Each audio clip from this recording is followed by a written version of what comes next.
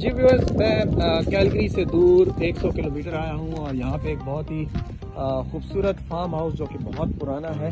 اور ناظرین، میں آپ کو یہ دکھاؤں کہ یہ ایک بگی ٹائپ ہے یا یہ کوئی ٹرالی ہے جس میں جو ہے وہ کسان جو ہے اپنی چیزیں جو ہے موو کرتے ہوں گے.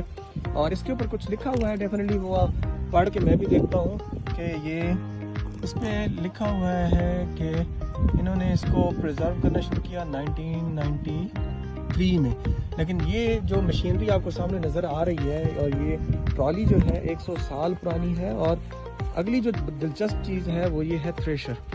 آپ یہ دیکھیں کہ ہمارے پاکستان میں جو تھریشر یوز ہوتی تھی آج سے کوئی 25-30 سال پہلے تو وہ اسی ٹائپ کی ہوتی تھی.